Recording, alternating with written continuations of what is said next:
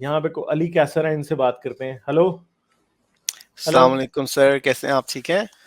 वालेकुम सलाम जी, क्या हाल है, कैसे हैं? सर ठीक ठाक, शुक्र है। सर आपको मैंने एक प्राइवेट चैट की है। थोड़ी सी गुजारिश है, आपके पास वक्त भी ज़रा कम है, मैं खुद नहीं रीड कर पाऊंगा, ये थोड़ी सी 2 मिनट की रीड है। अगर आप इसको थोड़ा सा पढ़ के इसको थोड़ा सा डाइसेक्ट कर दें तो मुझे मेरी अंडरस्टैंडिंग ज़रा बहुत बेहतर हो जाएगी। ये एक टेड बंडी का कोई एक एक्सेप्ट है जिसमें उसने एथियज्म के बारे में कुछ लिखा है, तो वो मुझे बड़ा ट्रिगर करता है, बड़ा अजीब सी बात लगती है, समझ भी नहीं आती। अगर आप थोड़ी सी काइंडनेस शो करके ये कर दें तो मैं बड़ा आपका शुक्रगुजार हूँगा। आप एथियस्ट हैं? नहीं सर, मैं एक थियस्ट हूँ, लेकिन इतना रिलीजियस नहीं। लाइक ऑर्गेनाइज रिलीजन को मैं इतना नहीं एक्सेप्ट करता, लेकिन मैं जरा ज्यादा झुकता क्रिएटर वाली साइड, क्योंकि कोई क्रिएटर है तो बस। चलो आप एक्सप्लेन कर देना इसमें क्या लिखा है, तो आप अपना पर्सपेक्टिव देंगे तो फिर मैं उसके मुताबिक सर आपको ये जरा बता दूँ। टेक्निकल है, क्योंकि आप जरा किसका ज्यादा लिखा इल्म हुआ है रखते सर? हैं। ये किसका लिखा हुआ है? टेड बंडी का। वाह वाह। ये मैंने आपको प्राइवेट चैट किया है, टेड उसमें बंडी कुछ उसने सीरियल किलर। मॉरल जजमेंट्स के ऊपर कुछ लिखा है। वो आप क्योंकि ज्यादा हाँ। फिलोसॉफिकल और उसमें कुछ टर्म्स हैं ऐसी, तो मैं शायद समझ नहीं पा रहा। या अगर आप थोड़ा अच्छा सा ये जी, कर दें तो तो बड़ी क्या मेहरबानी यार होगी। आपने क्या मुसीबत डाल दी है? वो सर कुल आपकी मिला के उसने मेहरबानी ये होगी। लिखा है बस कि भाई जितने भी चीजें होती हैं हम उनको राइट या रॉन्ग नहीं बोल सकते। उनका जो मॉरल जजमेंट है वो इस तरह से नहीं कर सकते कि कोई भी चीजें राइट है या रॉन्ग है ना, सब्जेक्टिव है, उसने ये कहा है। हाँ, टेड अच्छा उसने तो फिर बंडी। ये भी कहा है कि वो बेसिकली उसका एक पता नहीं क्या अजीब बंदा था वो। अ, वो उसने आप एक ये कहा सीरियल है किलर की कि बातें कर एक रहे हो तो अजीब ही होगा ना, एक वो कौन सा लेकिन उसने सही इसकी होगा? लेकिन सर उसने उसकी रीजन एथिज्म को डाला है ना। उसने कहा है कि अ, एक सुअर को आपको पता नहीं है जिस वो तरह ऐसा मैं क्यों खा कर रहा रहा हूँ। था सर? मैं आपको उसका कारण बता देता हूँ, आपको रीजन बता देता हूँ क्यों कर रहा था। उसने जो पॉर्न मूवीज है उसके ऊपर भी यही किया। वो लास्ट देखिए, आखिरी तक उसने ये एक्सेप्ट नहीं किया था कि मैंने मारा। वो अपने लास्ट इंटरव्यू में उसने किया कि हाँ मैंने किया है ऐसा, और इसके लिए जो पॉर्न के ऊपर उसने पूरा का पूरा ठीकरा फोड़ दिया था।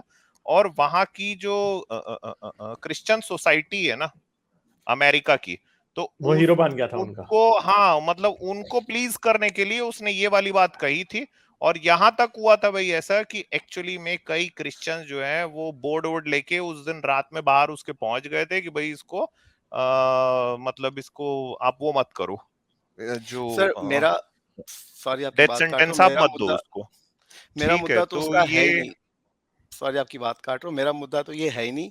मैं ये हाँ जानना चाह रहा हूँ कि जो उसकी बात है कि यार हाँ एक ये बात सूअर को गलत जिस है तरह मैं सर। खाता हूँ, जिस तरह मैं एक सूअर को खाता हूँ मुझे प्लेजर आता है, इसी तरह हम्म। मैं रेप करता हूँ और मर्डर करता हूँ, तो उन दोनों में हाँ मुझे फर्क नहीं नजर आता। हाँ तो ये मेरा बात गलत मुकदमा है। ये मैं है। कैसे है मैं आपको बता रहा हूँ, हाँ, रुकिए, मैं आप समझ इसको गया हूँ आपकी बात को। फिलोसॉफिकली या साइंटिफिकली कुछ बता सकते हैं? फिलोसॉफिकली नहीं सर, जो हमारा मॉडर्न जस्टिस सिस्टम है मैं आपको उससे समझाता हूँ। देखिए 1971 में एक किताब लिखी जॉन रॉल्स ने। उस किताब का नाम है द थ्योरी ऑफ जस्टिस। इसको पढ़िएगा इस किताब को। इस किताब में पहली बार उसने जो जस्टिस सिस्टम है ना उसको ढंग से डिफाइन किया है ना। और मेरे ख्याल से जस्टिस सिस्टम इससे बेटर डिफाइन नहीं हो सकता कि गलत क्या चीज है और सही क्या चीज है। जॉन रॉल्स क्या बोलता है, अगर आपको ये देखना है कि कोई चीज सही है या गलत है, तो आप अपने आगे एक वेल ऑफ इग्नोरेंस, उसने ये टर्म दिया है ना, वेल ऑफ इग्नोरेंस, इसको आप अपने सामने में रखिए। ठीक है, और तब फिर उसके बाद चीजों को देखिए कि वो गलत है कि सही है। फॉर एन एग्जाम्पल, आप ऐसा हो के आप जैसे एक मर्द हो के मत सोचिए कि जो औरत के ऊपर जो जुल्म हो रहा है वो सही है कि गलत है। आप इग्नोर कर दीजिए कि आप मर्द हैं या औरत हैं। ठीक है, आप एक ऐसा वेल अपने सामने में रख दीजिए, और तब आपको पता चलेगा कि ये चीजें सही हैं कि गलत हैं। ठीक है, तो इसलिए टेड बंडी की ये बात एक्चुअली में मॉडर्न जो हमारा जो सिस्टम है ये भी उसमें अप्लाई नहीं होता है। और ये बातें सब गलत है सर कि ये मतलब कि कोई चीज सही मेरे लिए है तो वो गलत किसी के लिए होगी, ऐसा नहीं होता है। जो मॉडर्न जस्टिस सिस्टम है वो वेल ऑफ जो इग्नोरेंस है उसको अपने सामने में रखा रहता है। वो एक ऐसी जगह पे खड़ा होके देखता है जहां पे वो दोनों की तरफ नहीं है, वो न्यूट्रल होके अपने सामने में चीजों को देखता है ना। तो ये काफी ज्यादा एक्चुअली में इन सब चीजों को डिफाइन किया जा चुका है। जॉन रॉल्स की किताब है द थ्योरी ऑफ जस्टिस, उसको एक बार थोड़ा यूट्यूब कर लीजिएगा अगर मान लीजिए किताब नहीं पढ़ पाए तो। किताब मोटी है थोड़ी सी। अच्छा, आप क्रिश्चियन तो नहीं है कहीं अली कैसर? नहीं सर, मैं बॉर्न एंड रेज मुस्लिम हूँ, लेकिन अच्छा जब से होश संभाला है, लाइक आई एम 29 20 30, मैं चार्टर्ड अकाउंटेंट हूँ एक। तो जब से अच्छा आप लोगों को सुना, बाकी लोगों को सुना, किताबें पढ़ी, ये सब रिसर्च कर रहे हैं आजकल थोड़ा बहुत, तो अच्छा, तो अब ठीक मैं है, ये मतलब क्या वो कह रहा है, ये कह रहा है बेसिकली, ये क्या कह रहा है, I learn that all moral judgements are value judgements. वो कह रहा है कि मॉरल या इमोरल कुछ नहीं होता, लोग जज करते हैं कि मॉरल, यानी वो कह रहा है कि मोरालिटी सब्जेक्टिव है। जी, ठीक है, और यही मेरे हाँ ख्याल हम में एथियस्ट मानते भी हैं। कहते हैं। एक मिनट ठहर जाएं, ठहर जाएं, ठहर सॉरी जाएं, सॉरी ठहर सॉरी जाएं, सॉरी ठहर जाएं, सॉरी कोई सॉरी इंटरप्ट ना करें। अब बड़ी ठीक देर है से जी, आपकी सॉरी बात मैंने सली से सुनी है, ठीक क्योंकि है, ये सॉरी सर। बात, क्योंकि थोड़ी ट्रिकी है, आपको वैसे समझ, अगर मैं बोलूंगा नहीं तो समझ आएगी नहीं। पहली तो बात यह है कि ये बंदा एक प्योरली क्रिश्चियन अपॉलोजिस्ट वाली जो है ना वो बात कर रहा है।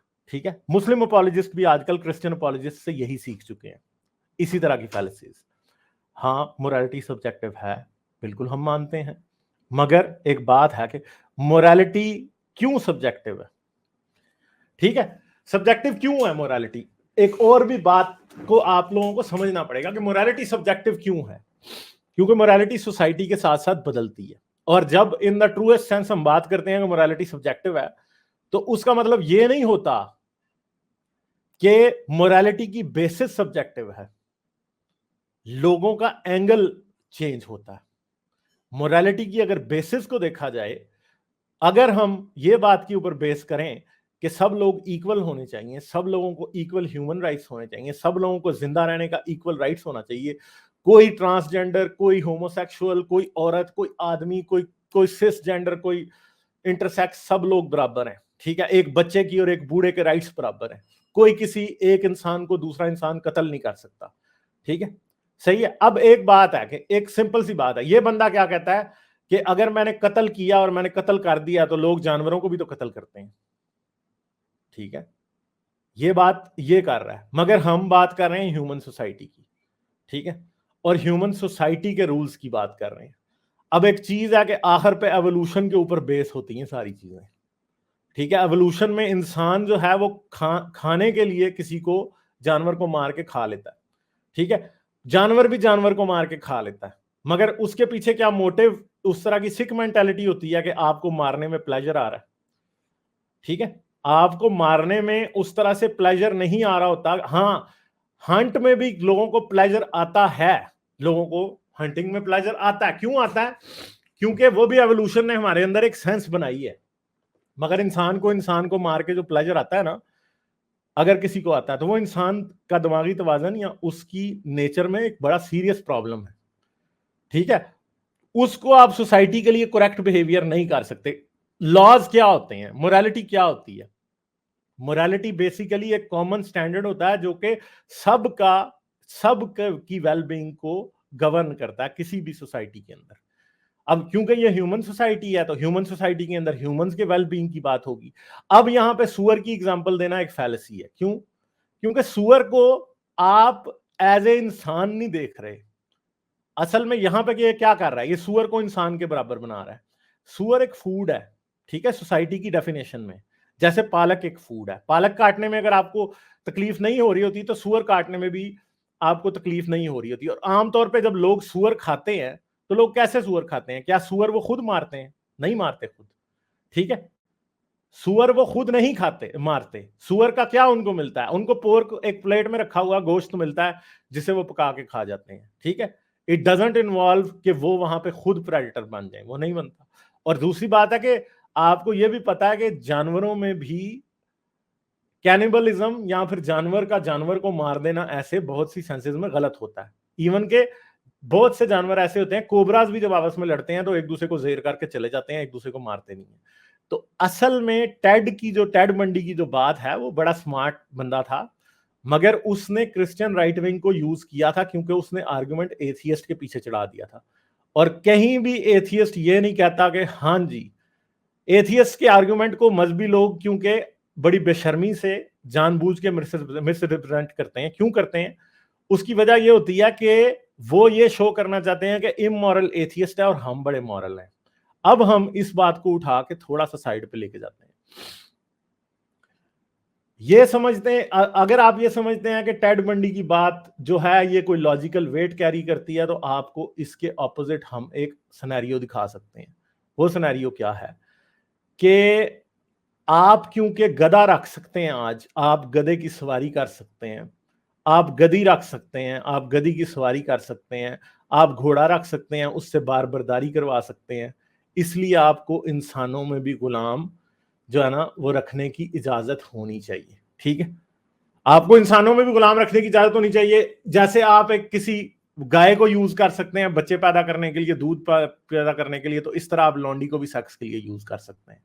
ठीक है, यानी अगर इसकी लॉजिक अप्लाई की जाए तो हम कभी भी हजरत मोहम्मद को या वो लोग जो स्लेवरी को सही मानते थे उसको करेक्ट नहीं मानेंगे।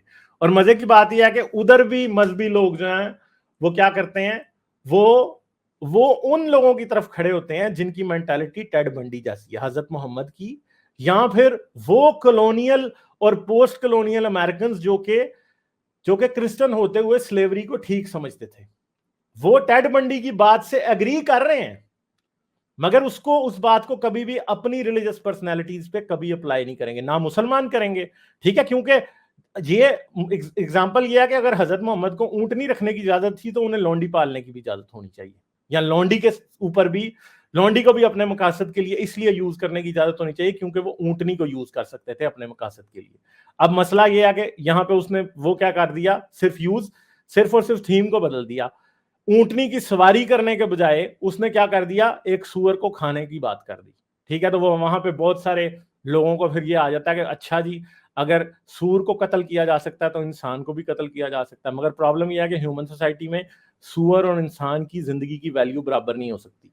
अब इसकी बड़ी एक सिंपल सी वजह है कि सूअर, अगर एक तरफ सूअर मार रहा हो और दूसरी तरफ इंसान मार रहा हो तो आप किसको पहले बचाएंगे? और आप किसको ना बचाएं तो गुनाह तसव्वुर होगा, किसको ना बचाएं तो गुनाह तसव्वुर नहीं होगा। उसी रिलीजियस मोरालिटी के मुताबिक अगर आप इंसान को नहीं बचाएंगे तो वो गुनाह होगा, दैट वुड बी ईवल। मगर अगर सूअर को नहीं बचाएंगे तो नो वन विल केयर। ठीक है, तो चॉइस, सूअर और इंसान के दरमियान में अगर चॉइस आए तो इंसान को बचाना इज अ गुड थिंग। ठीक है, यहां फिर वो जिम्मेदारी समझा जाएगा, वो मॉरल रिस्पॉन्सिबिलिटी समझा जाएगा, सूअर को बचाना नहीं समझा जाएगा। जिस तरह लौंडी रखना को गलत समझा जाएगा और ऊंटनी की सवारी को गलत नहीं समझा जाएगा, इसी तरह ये मोरालिटी यहां पे अप्लाई होती है। अब है तो ये सब्जेक्टिव ही है, और सब्जेक्टिव मोरालिटी में कोई गलत बात भी नहीं है, क्योंकि ऑब्जेक्टिव मोरालिटी अगर एग्जिस्ट करती है तो फिर आपका गॉड का कोई भी एक्शन जस्टिफाइबल नहीं है। कैसे? क्योंकि गॉड ने तो ये भी कहा था मिस्र में जब उसने उनके पहलोठे मार दिए थे, तो फिर तो अगर ऑब्जेक्टिव मोरालिटी एग्जिस्ट करती है तो आपका गॉड तो फिर पक्का पक्का ईवल ही है, फिर तो कभी भी वो मॉरली गुड हो ही नहीं सकता, क्योंकि फिर तो वो ईवल है, फिर तो वो शैतान से बड़ा शैतान है अगर ऑब्जेक्टिव मोरालिटी एग्जिस्ट करती है तो। ठीक है, दूसरी तरफ बात यह है कि सब्जेक्टिव मोरालिटी ही एग्जिस्ट इसलिए करती है कि जो पर्सनल वैल्यूज है ना, पर्सनल वैल्यूज, ऑब्जेक्टिव मोरालिटी उनको कभी भी प्रोटेक्ट नहीं करती, और मजहब कभी भी पर्सनल वैल्यूज को प्रोटेक्ट नहीं करता। असल में जो मजहब और एथीइज्म की सेंस में ऑब्जेक्टिव और सब्जेक्टिव मोरालिटी की जंग है आपस में, जो हमेशा आर्ग्यूमेंट होता रहता है, वो सिर्फ एक पॉइंट पे होता है। वो आप ये ना समझें कि वो सोसाइटल बड़ी बड़ी बातों पे होता है, नहीं, वो पर्सनल स्पेस और पब्लिक स्पेस की बात होती है हमेशा। कि हाँ, अगर मोरालिटी सब्जेक्टिव है तो हाँ, एक आदमी जो है वो एक आदमी से भी सेक्स कर सकता है, उससे मजहबियों को बड़ा मसला हो जाता है, इसलिए जो ऑब्जेक्टिव मोरालिटी करना शुरू कर देते हैं। ठीक है, मगर जैसे ही आप इसको पर्सनल स्पेस से कलेक्टिव स्पेस में लेके आए तो फिर इनको सब्जेक्टिव मोरालिटी ही चाहिए, इनको भी, क्योंकि ये भी अपने लॉज बदलना चाहते हैं, मजहबी लोग। ठीक है अमित, आप कुछ कहना चाहते हैं?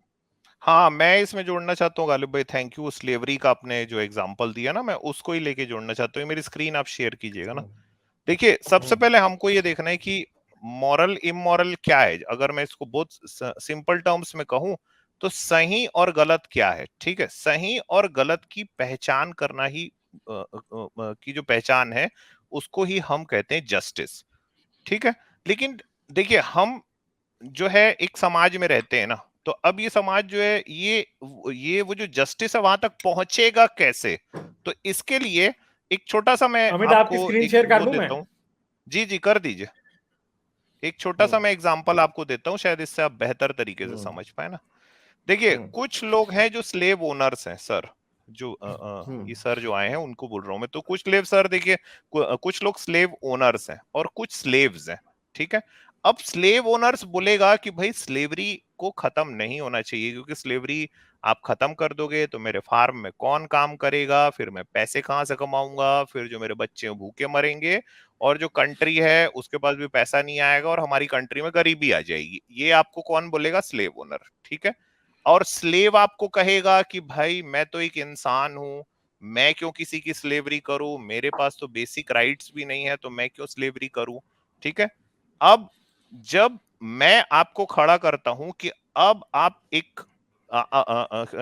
फैसला सुनाइए, जस्टिस कीजिए यहाँ पे कि यहाँ सही क्या है और गलत क्या है, उसके लिए मैं आपको जो वेल ऑफ ये जो वेल की बात कर रहा हूं ना, इग्नोरेंस के वेल की, मैंने आपको वहां पे ले जाके खड़ा कर दिया। वेल ऑफ इग्नोरेंस का कुल मतलब ये है कि ना तो आप कभी स्लेव ओनर रहे हो, ठीक है, और ना कभी आप स्लेव रहे हो, ठीक। आप दोनों चीज से ऊपर उठ गए हो। अब आप मेरे को ये बताओ सर, क्या आप स्लेवरी को बंद कराओगे तब में?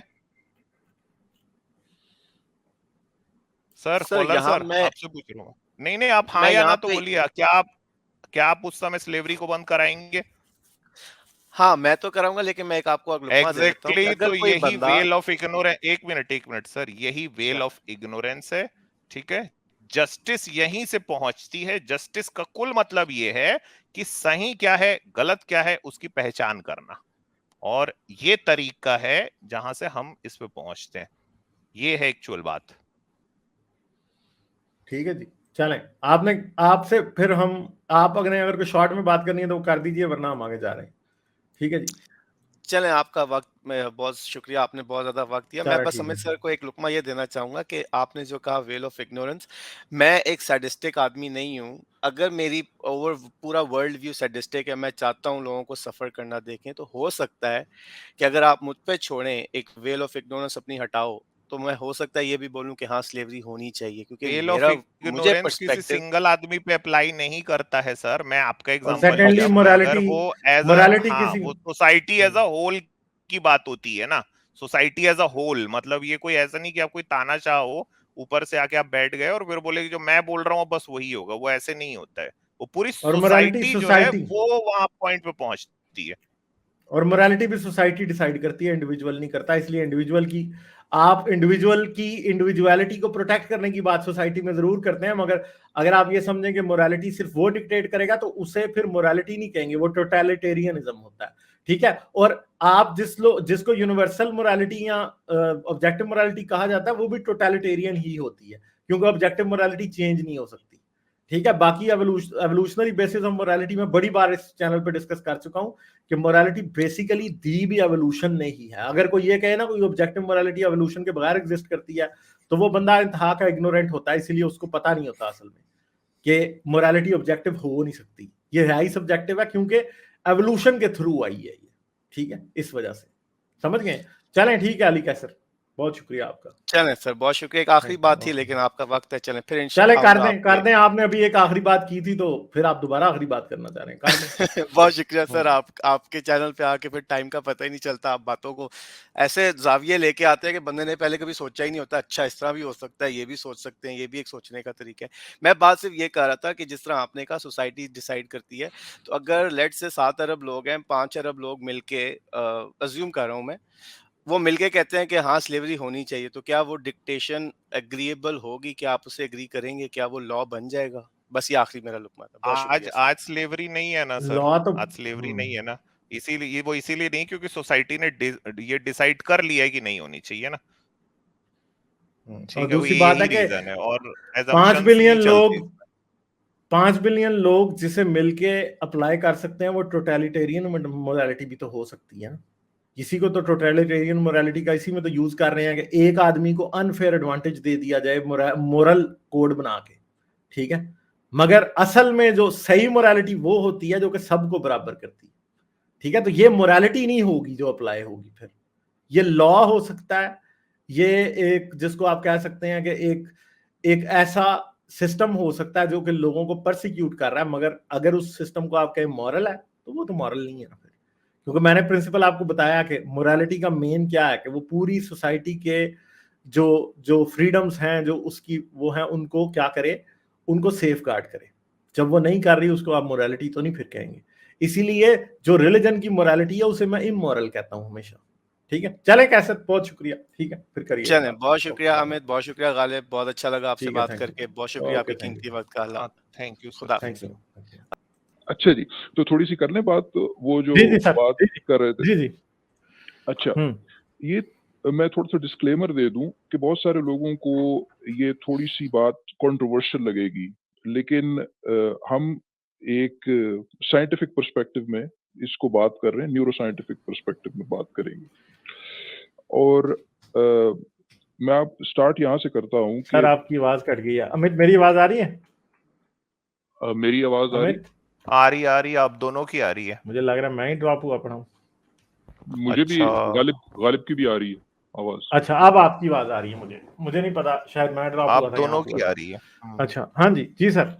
अच्छा जी, तो मैं थोड़ा सा डिस्क्लेमर दे दूं कि थोड़े से शुरू में आपको शायद लगे कि ये कंट्रोवर्शियल बात हो रही है ऑडियंस को, लेकिन बेयर विद मी, थोड़ा सा हम टाइम लगाएंगे तो आपको शायद ज्यादा क्लैरिटी आएगी इशू के ऊपर। बात ये हो रही है कि मैं स्टार्ट करता हूं, जो न्यूरोबायोलॉजिस्ट है रॉबर्ट स्पॉल्स्की, उसका एक इंटरव्यू था। उसने अपनी किताब में भी, खैर वो बिहेव जो किताब है उसमें बहुत वो डिफरेंट डेप्थ्स पर गया है। तो उससे पूछा गया कि आप हमें ये बताएं कि हम बहुत कन्वीनियंटली आज से 1000 साल पहले, आज से 500 साल पहले, even 100 years ago, not that long ago, 50 साल पहले के लोगों के ऊपर, लोगों की understanding of humanity, of reality, of biology, of science के ऊपर हमें अजीब लगता है। और आप बताएं कि आज से 500 साल बाद हमारी कौन सी अंडरस्टैंडिंग होगी जिस पर आने वाले लोग, आपको लगता है कि सबसे ज्यादा हंसेंगे? ठीक है, एक मुश्किल सवाल था। उसने जो एक चीज पिकअप की थी ना, just as a consciousness raiser, तो स्पॉल्स्की ने जो एक चीज पिकअप की थी वो ये की थी कि हो सकता है कि आज से 500 साल बाद, और नॉट नेसेसरली 500 साल बाद, मच बिफोर दैट, लोग इस बात पे हैरान हो कि देयर वाज अ टाइम जब इंसान ना लोगों, दूसरे इंसानों को मॉरली रिस्पॉन्सिबल करार दिया करते थे फॉर देयर एक्शंस, और बड़े इलेबोरेट जस्टिस सिस्टम्स हुआ करते थे जिस पर बड़ा नाज था इंसानियत को। वो लोगों को सजाएं दिया करते थे, लोगों को कैद किया करते थे क्राइम्स को रोकने के लिए, और मॉरली रिस्पॉन्सिबल ठहराते थे। ये उसका की पॉइंट था। तो हो सकता है कि इस पर लोग क्या कहते हैं, हंसे और हैरान हो। फिर उसने एक एग्जाम्पल दी कि जो आपका एपिलेप्सी है, वो आप अभी थोड़ी देर पहले चले जाएं, 100-150 साल पहले चले जाएं, अगर राह चलते हुए किसी बेचारे को एपिलेप्सी का अगर फिट पड़ता था, सीजर होता था, और उसकी आर्म्स भी डिपेंड करता है दी सिवेरिटी ऑफ दी सीजर, अगर वो आर्म्स उसके रैपिडली हिलना शुरू हो और राह चलते हुए किसी को उसका वो रैपिडली मूविंग कोई लिम्ब लग जाए, तो वो उसको बैटरी के चार्ज में कि इसने मेरे पे असॉल्ट किया अंदर कर देते थे। ठीक है, लेकिन आज की तारीख में आप अगर किसी को नुकसान भी हो रहा है किसी एपिलेप्टिक सीजर की वजह से, अव्वल तो उसकी यानी अंडरस्टैंडिंग बेहतर हो गई है, लोगों का इलाज हो जाता है, तो आप उसको मॉरली रिस्पॉन्सिबल नहीं ठहराते। आप ये कहते हैं कि शायद ये उसके कंट्रोल में नहीं था। हाँ, आपने रेस्ट ऑफ द सोसाइटी को उससे बचाना फिर भी है। अब बात यह है कि ये साइकोपैथी के ऊपर और सीरियल किलर्स के ऊपर बड़ी रिसर्च हुई है और रिसर्च हो रही है। जो की रिसर्च फाइंडिंग्स अभी तक जो सामने आती हैं, अगेन अर्ली डेज हैं, वो ये हैं कि आपके ब्रेन के कुछ structural issues and functional connectivity issues वो इन्वॉल्व होते हैं आपकी मेजर वैल्यू जजमेंट्स के अंदर, मॉरल जजमेंट्स के अंदर, मॉरल डिसीजन मेकिंग के अंदर, कैपेबिलिटी ऑफ एम्पैथी के अंदर, गिल्ट की फीलिंग के लिए, रिमोर्स की फीलिंग के लिए। ठीक है, कुछ स्ट्रक्चरल चीजें इन्वॉल्व हैं जो कि वो जो वेंट्रोमीडियल प्रीफ्रंटल कॉर्टेक्स के पास हैं, और फिर आपकी एक जो लंबी कहानी है, डिफरेंट सेट ऑफ रीजन्स हैं जिनकी इंटरकनेक्टिविटी जो है वो उसके ऊपर काफी इंटरेस्टिंग स्टडीज हुई है, वो हम डिटेल में बात कर सकेंगे। तो एक बड़ी अच्छी खासी स्टडी का साइज है, तकरीबन 1000 उसमें इनकार्सरेटेड जो प्रिजनर्स हैं साइकोपैथ्स, उनके ऊपर तकरीबन 985 उसका क्या कहते हैं पॉपुलेशन साइज है, जिसके ऊपर उन्होंने वो इमेजिंग स्टडी की है, जिसकी बेसिस पर ये जिसको मैं बेसिकली साइट कर रहा हूँ कि ब्रेन कनेक्टिविटी के अंदर एबेरेशंस हैं, एबेरेंट पैटर्न्स हैं जो कि साइकोपैथी के साथ एसोसिएटेड हैं। तो जो साइकोपैथिक इम्पेरेटिव्स हैं या इम्पल्सेस हैं वो किसी इंसान में या एक माइनॉरिटी सेगमेंट के अंदर एग्जिस्ट कर सकती हैं। ये बात करना कि उसको बुरा भला कहना है, उसको मॉरली रिस्पॉन्सिबल डिक्लेयर करना है, ये एक डिफरेंट क्वेश्चन है, और ये क्वेश्चन कि सोसाइटी को उसके इफेक्ट से कैसे बचाना है, ये एक डिफरेंट क्वेश्चन है। मैं सिर्फ इन दो चीजों में डिस्टिंग्विश करना चाहता हूँ, ठीक है जी। और अगर अर्ली डिटेक्शन हो जाती है, बहुत सारे ऐसे लोग हैं, मैं उसका नाम भूल रहा हूं, लेकिन मैंने एक इंटरव्यू भी सुना हुआ है, जो कि हाई रिस्क जिनका बिहेवियर के लिए वो फ्लैग्ड होते हैं, उन्होंने अभी कुछ भी नहीं किया हुआ, लेकिन उन ब्रेन स्टडीज की बेसिस पर और कुछ ऑफ कोर्स बाकी पैरामीटर्स की बेसिस पर उनके अंदर वो हाई रिस्क फैक्टर्स होते हैं टुवर्ड्स बिकमिंग अ साइकोपैथ। चूंकि उनको पता होता है they are already in programs जिसकी वजह से वो उस बिहेवियर को इन्फ्लुएंस कर सकते हैं, ठीक है। तो ये जो अंडरस्टैंडिंग है कि ये अगर किसी को उस साइकोपैथिक बिहेवियर के अंदर कोई ना रिमोर्स हो रहा है, ना गिल्ट हो रहा है, उसकी मॉरल जजमेंट्स खराब हो रही हैं, उसकी डिसीजन मेकिंग खराब हो रही है, सो मच सो कि वो रिलिश कर रहा है उस बिहेवियर को, ठीक है। तो ये बाज दफा इंसान का दिमाग इतना भी काबिल है कि वो ये समझ लेता है कि मेरे साथ ये इश्यूज है, और फिर उसको अकॉर्डिंगली एक्ट करना पड़ता है। तो ये कि वो अगर टेड बंडी ने कुछ, और टेड बंडी तो 1989 में उसको मार दिया गया था, यानी उसकी जो एक्सिक्यूशन थी वो तो 1989 में हुई थी। और अब हम न्यूरो साइंस के पर्सपेक्टिव से कहाँ पढ़े हैं, मैंने ये इसमें बड़ा इंटरेस्टेड हूँ। उसके ब्रेन को उन्होंने जरूर प्रिजर्व किया था, लेकिन वो उसके ऊपर स्टडीज उस तरीके से मैं ढूंढने की कोशिश करता रहता हूँ, लोगों से भी पूछता हूँ, तो मुझे उस तरीके से मिलती नहीं है। खैर, टेड बंडी वो के ऊपर फोकस करना इंपॉर्टेंट नहीं है जब हमारे पास इतनी बड़ी स्टडीज साइकोपैथ्स के ऊपर अवेलेबल हैं कि ऐसा है। तो आने वाले सालों में, यानी अगर हम वाइल्ड स्पेकुलेशन भी करें, तो बहुत ज्यादा जो परपेट्रेटर है उसके साथ जो हम एक सख्त किस्म का जो डीपली अंदर से हमारे नफरत उठती है, एक साइकोपैथिक और इवन सीरियल किलर की इंपेरेटिव जिसके अंदर है, वो शायद वक्त के साथ कम हो। वक्त से पहले ऐसे लोग, हाई रिस्क लोग, हो सकता है अपने आप को खुद ही आइडेंटिफाई कर पाए, हो सकता है खुद ही प्रीएम्प्टिव करेक्शनल फैसिलिटीज हों। एक तो यह ना कि करेक्शनल फैसिलिटी हो, उनको लटकाया ना जाए, वो एक सेपरेट स्टोरी है, यानी वो जो कैपिटल पनिशमेंट कुछ लोग हक में है, कुछ खत्म हो रही है, capital punishment is on it's way out actually, हम समझते हैं इस बात को। तो ये चीजें वक्त के साथ साथ बदलेंगी, और early identification of potential serial killers और पीपल हु लैक एम्पैथी वो ऑलरेडी किसी न किसी फॉर्म में हो रही है। और मुझे वो उसकी बात को बहुत अजीब नहीं लगती कि आने वाले सालों में, आज से 100 साल बाद, मे बी अर्लियर 200 साल बाद, या 500 साल बाद, जिस मोरालिटी के ऊपर, जिस मोरालिटी ड्रिवन जस्टिस सिस्टम की जो इमारत खड़ी की है इंसानियत ने, उसके ऊपर बड़ा नाज है, हाँ हो सकता है। तो सिर्फ ये एक एंगल में लाना चाहता था। वो इसका कोई एथीज्म से ताल्लुक नहीं है, वो साइंस से ताल्लुक है उसका। हाँ, आपको अंडरस्टैंडिंग, ह्यूमन अंडरस्टैंडिंग की जरूरत है कि वो कौन सी चीजें हैं। एम्पैथी बाय एंड लार्ज जानवरों के अंदर, दूसरे जानवरों में भी है, एक डिफाइनिंग कैरेक्टरिस्टिक है। और हमने कई बार बात की है कि मोरालिटी का basis basically your ability to put yourself in the other person position, ठीक है। exactly. ये एक बेसिक कोर नेसेसरी कंडीशन है। Obviously there are brain circuits which are involved for that empathic understanding. जब वहां मसला होगा तो एम्पैथी भी जाएगी और वो चीजें भी जाएंगी।